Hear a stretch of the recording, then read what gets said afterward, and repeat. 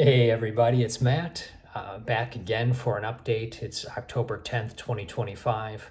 I wrote out a little script to keep me in order. I tried going off the cuff like 3 times now and it keeps failing. So please know this is from the heart, but I'm gonna read my update and I'll, try to make a little eye contact. But anyway, so it's been 3 weeks since my last dose of Besremi at 100 micrograms. And as I mention often, other than lightheadedness, a symptom that I try to manage carefully, I don't want to fall or have a stroke, heaven forbid. I can say sincerely that my body seems to be adjusting fine and I feel well. I do. I feel very good. So please keep hope.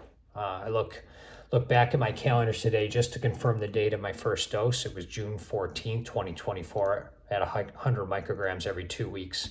So now that I'm on the other side of, I think, a lot of those early side effects, and my numbers are hopefully trending back upward because they fell really low. And now I'm spread out to once a month. So a lot of reason to be hopeful.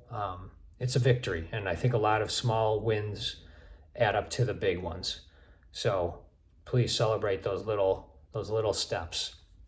And I am optimistic that one day, we'll all be off of Besremi. They'll have something for us.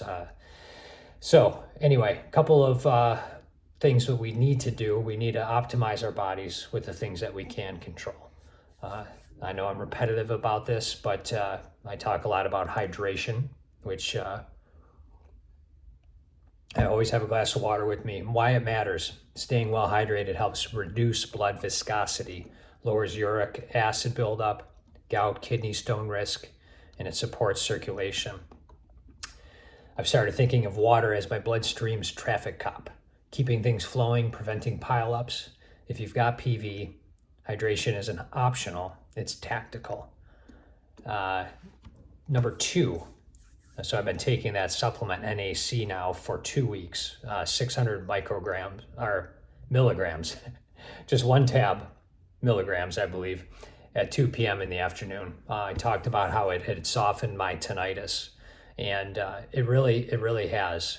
It does come back toward the evening about when I go to sleep. So if I take it at 2 and go to bed at 10, I'll have some mild buzzing in my ears, but I've been dealing with that for a long time. But so it has softened it. But more importantly, or at least something that I've really noticed, I'll get back to my notes here. I'm really noticing the difference in my sinuses.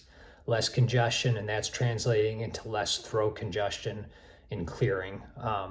It's kind of gross, I know, but I have noticed a difference. I really have. Doesn't sound like it today, but I feel good. And I feel like I always have a little nasal stuff going on. That could be related to PV. Maybe it's just, I don't have allergies. But yeah, so I think usually it's a symptom of inflammation in the body, and it definitely is helping. And so, yeah, I look forward to seeing if there's any changes in my three-month blood panel in December, especially my RDW results. And so RDW isn't just a lab value, it's a character in our stories. Why it matters: red cell distribution reflects variability in red blood cell size. It can signal inflammation, iron status, or marrow stress. I think of RDW as the rogue artist in my blood work. It doesn't follow the rules, but it tells a deeper story, and I'm learning to listen. And then lastly, just movement is medicine, even if it's just a walk. Gentle exercise improves circulation, reduces clot risks, and it boosts your mood.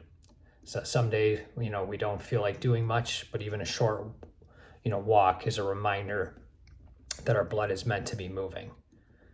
So that's really it. Short update, just a couple of tips. I feel like it was a little clunky, but, please keep the faith, keep advocating for yourself, and know that I'm praying for you. God bless.